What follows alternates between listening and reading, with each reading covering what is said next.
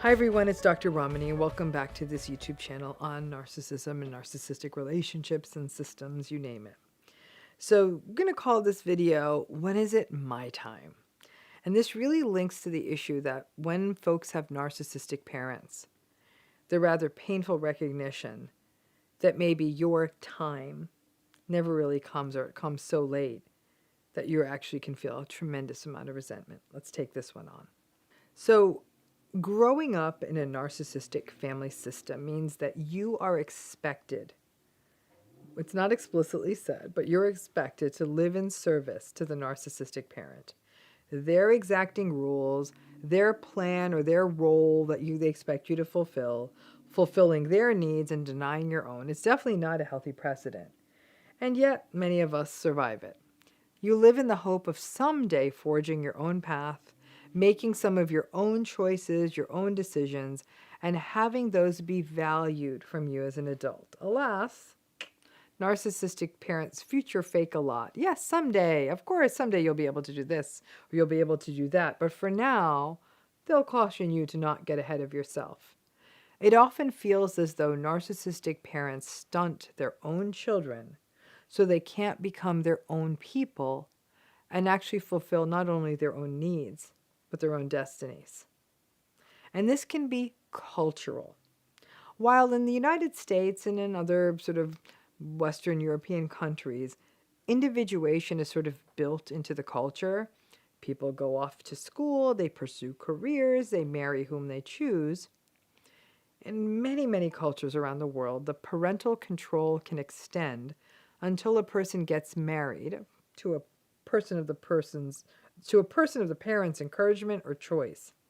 And even in the United States, a narcissistic parent can still have very sticky fingers in their adult child's life, dangling money, weighing in on their lives, and holding them back. Listen, folks, even if you have your own career, your own place to live, your own life, even live far away geographically from them, narcissistic parents can still exert as much influence as if they were living next door to you. Their voice is still in your head. You are still trying to win them over. You may find yourself recreating some of the toxic patterns in an adult relationship or marriage or whatever. So you may sort of look and seem individuated, but those parents are still exerting that control. And you keep wondering, when is it my time? And as the years go on, maybe you go to therapy, maybe you go through some hard stuff and recognize that you are still stumbling around a bit. You slowly decide, okay, life is short. It's my time. But then time is time, right? And those narcissistic parents, they may start getting older and more feeble. Perhaps one of your parents isn't narcissistic, but you've witnessed them enduring a lifetime of narcissistic abuse and you want to step in and help them and be there for them. Either way, the family system's manipulation kicks in again, especially if there are cultural factors at play. And now you're having to help, and an older narcissistic person will typically burn lots of bridges and be very rigid about how they want to age with little flexibility or recognition of the toll that their choices are taking on others, especially their children. So an adult child or adult children in the system may find themselves having to turn their lives around to care for this parent who may be even more cantankerous than they were when they were younger. And again, the question begs, when is it my time? A painful legacy of narcissistic family systems, especially when cultural issues around duty and obligation come up, is that you're forever caught in a purgatory of trying to become your own person. And the manipulative pullback, sadly, for many folks, it never really is your turn. The decision to step away from these family systems isn't easy.